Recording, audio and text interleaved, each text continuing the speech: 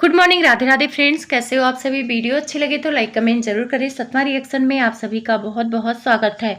तो माता जी कहाँ गई हैं और किस तरफ जा रही हैं, अभी भी बहुत सस्पेंस बना के रखी हैं। कुछ लोग कह रहे हैं ऑस्ट्रेलिया जा रही हैं क्योंकि वो मजाक कर रही थी मुंह बोली बेटी के वीडियो में।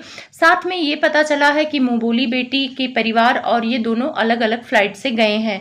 कुछ लोग अंदाजा लगा रहे हैं कि ये जा रही हैं बेंगलोर वाली जिज्जी के यहाँ, उनके कंछेदन का प्रोग्राम है। तो बहुत ज़्यादा ही सस्पेंस बना के रख रही हैं।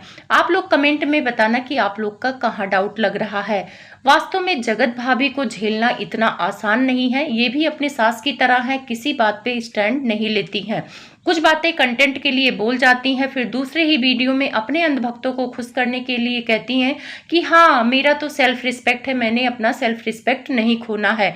तो किस सेल्फ रिस्पेक्ट के बारे में बात कर रही हैं ये भौजी? और भैया भी छोटे नवाब को नहीं छोड़ रहे हैं क्योंकि नॉर्मल ब्लॉग में व्यूज नहीं आ रहे हैं, तो छोटे नवाब को टारगेट करना है, उनका नाम का कमेंट उठाना है, तभी तो व्यूज आएंगे। तो क्या दोनों पति पत्नी मिलके घोटाला कर रहे हैं सेल्फ रिस्पेक्ट के नाम पर? चलिए जानते हैं। अगर आप चैनल पे नए हैं तो प्लीज सब्सक्राइब कर लें। वीडियो अच्छी लगे तो लाइक कमेंट जरूर करें। कमेंट बहनों, अगर आप लोगों ने कमेंट नहीं किया है तो आप लोगों पे जुर्माना लगने वाला है, वो भी चॉकलेट का। तो या तो पहले अपना दिल दे दो या चॉकलेट दे दो। अब डिसाइड कर लो कि आप लोगों को क्या करना है। तो चलिए बात कर लेते हैं अपनी भौजी उर्फ लोटा भौजी, जगत भाभी इनके बड़े नाम है, तो आपको जो पसंद आए उसी नाम को समझ लीजिए। तो लोटा भौजी पहुंची हैं लखनऊ। वैसे जब भी ये जाते थे तो राय बरेली रुकते थे, वहां पे आराम करते थे।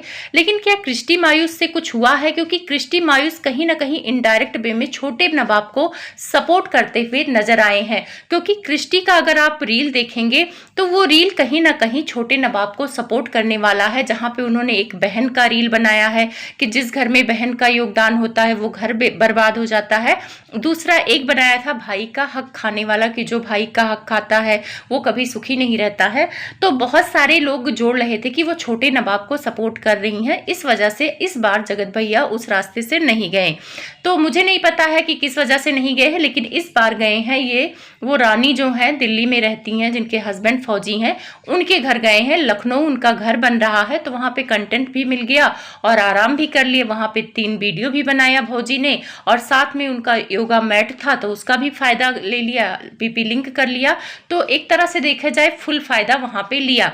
वैसे कह रहे थे जगत भैया कि मुझे बुलाया गया, नहीं तो मैं नहीं आता, मैं आने वाला नहीं था। तो झूठ मत बोलो, आप लोग होटल का खर्चा बचाते हो। नहीं तो कोई भी बुलाए, इंसान सोचेगा वो सामने वाला किराए के घर में रह रहा, तो हम जाके क्यों भीड़ बढ़ाते हैं, हम तो होटल में रह लेंगे। जिसको ये सोच होती है। लेकिन जिसको ये सोच होती है कि अरे होटल में क्या जाना, 4 पैसे ही बचेंगे, और पैसे तो आप लोग होटल का बचाते हो, ये जग जाहिर है।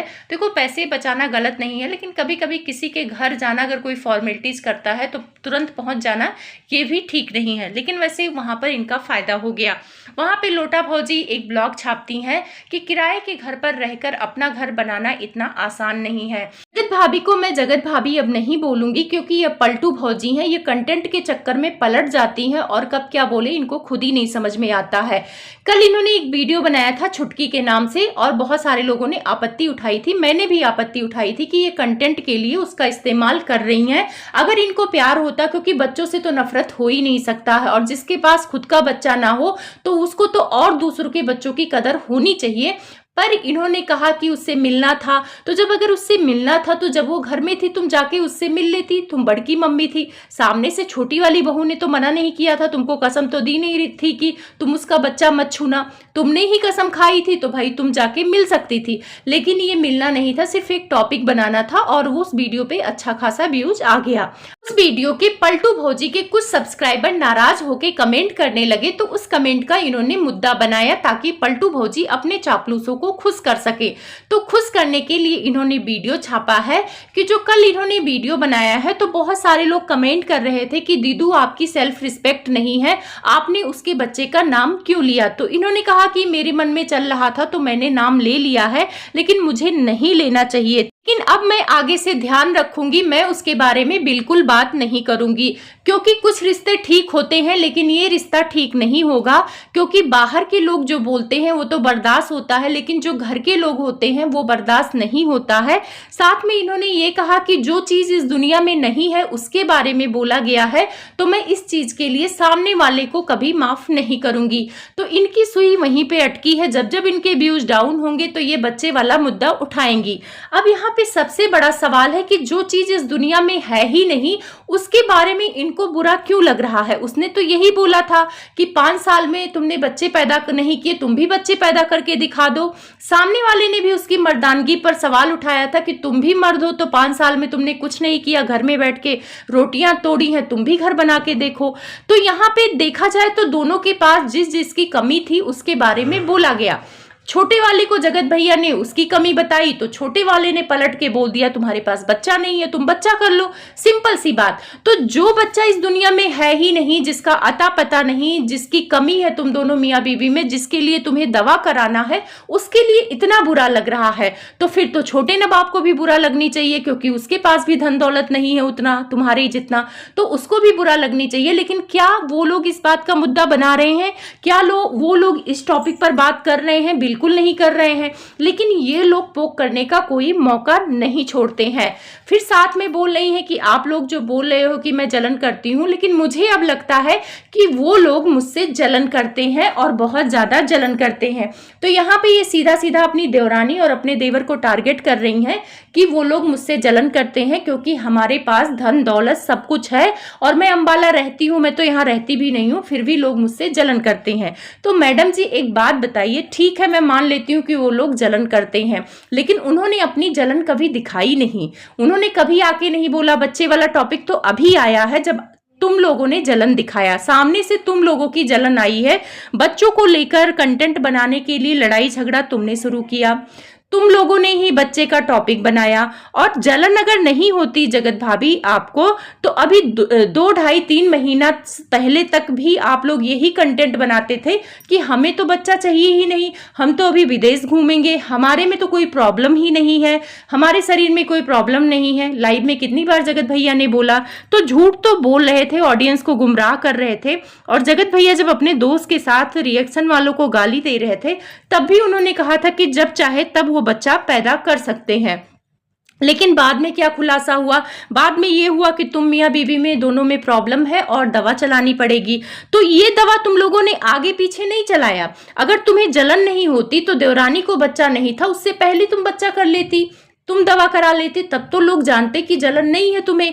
लेकिन जैसे ही उसका बच्चा इस दुनिया में आया, तुम लोगों ने इतना महाभारत मचाया, तुम और तुम्हारे पति ने, इतनी लड़ाई हुई, इतना झगड़ा हुआ, और उसी के बाद से तुम दवा कराने लग गई। तो जाहिर सी बात है कि तुम्हें जलन है उस बच्चे से। और रही बात उन लोगों का जलन कि वो लोग तुमसे जलते हैं, तो भाई छोटी वाली बहू का मैंने कभी नहीं देखा है कि वो अपनी जेठानी से जलन करती है। ना तो वो तुम्हें कॉपी करती है, ना वो तुम्हारी तरह ड्रेस पहनती है ससुराल में। वो तो घर से अलग भी हो गई है, तब भी वही सूट सलवार पहन रही है। वो भी चाहती तो बढ़िया बढ़िया टॉप पहनती, जैसे तुम नाभि दिखाती हो, अपना पेट दिखाती हो, वो भी पहनती, स्लीवलेस पहनती, फिर भी वो अभी नहीं पहन रही क्योंकि वो जैसी है वैसी ही दिखा रही है।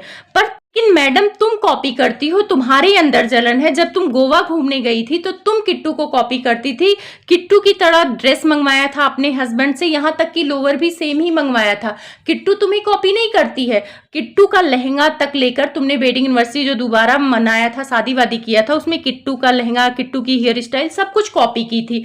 तो कॉपी करने का आदत तुम्हें है, और जब इंसान कॉपी करता है तो जलन की भावना होती है कि सामने वाले की तरह मैं भी बन जाऊं। लेकिन देवरानी कभी तुम्हारी तरह बनने की कोशिश नहीं की, और ना ही वो ये कह रही है कि मुझे घर हो जाए तुम्हारी तरह, या तुम्हारी तरह आजादी हो जाए।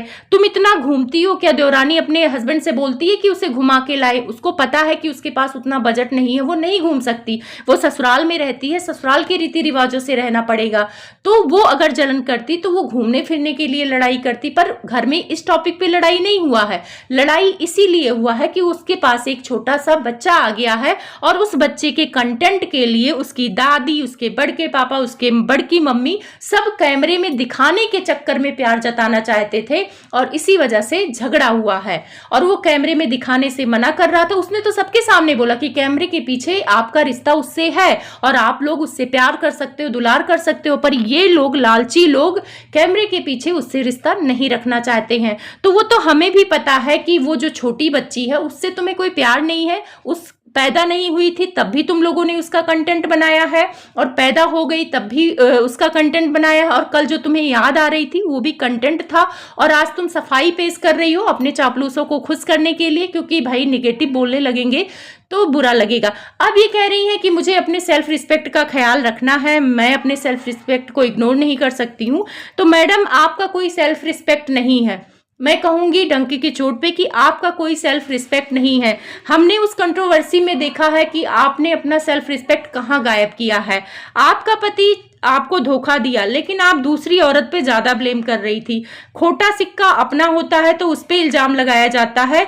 तो अगर आप अपने पति पर इल्जाम लगाती तब लगता कि आपका सेल्फ रिस्पेक्ट है। उसी आदमी के साथ आप रह रही हैं जिसने कभी तुम्हें धोखा दिया है। वैसे मैं ये नहीं कहती हूँ कि पति छोड़ दो, लेकिन उस टाइम पे तुम कह रही थी कि मैं पढ़ूंगी, मैं अपना बैंक बैलेंस करूंगी, मैं अलग चैनल बना ली हूँ, मुझे अपना सेल्फ रिस्पेक्ट नहीं खोना है।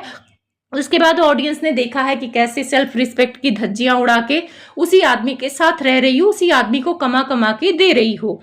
तो अपने सेल्फ रिस्पेक्ट की बात ना करो, और कोई तुमसे नहीं जलता है, तुम्हारे अंदर कोई ऐसी क्वालिटी नहीं है कि तुम्हें जले। सिर्फ तुम्हारे पास पैसा है, इज्जत बिल्कुल नहीं है। क्या इज्जत है भाभी जी, आप बताइए। आप कहीं समाज में जाती होंगी तो लोग क्या इज्जत देते होंगे? लोग यही पीठ पीछे कहते हैं, अरे यही इसी लड़की का पति ने इसको धोखा दिया है, अच्छा यही लड़की थी जो दूसरी लड़की की शादी तुड़वाई थी, उसी की गलती दे रही थी। तो लोग इस नजर से तुम्हें देखते होंगे। और रही बात भूलने का, तो जो बच्चा आया ही नहीं इस दुनिया में, उसके लिए तुम कह रही हो कि मैं नहीं भूलूंगी, तो क्या वो छोटी बहू भूलेगी? छोटी बहू की बच्ची तो इस दुनिया में है और उसको तुमने बद्दुआ ही दिया, समझ लो कि उसका मुंह नहीं देखूंगा, ऐसी वैसी।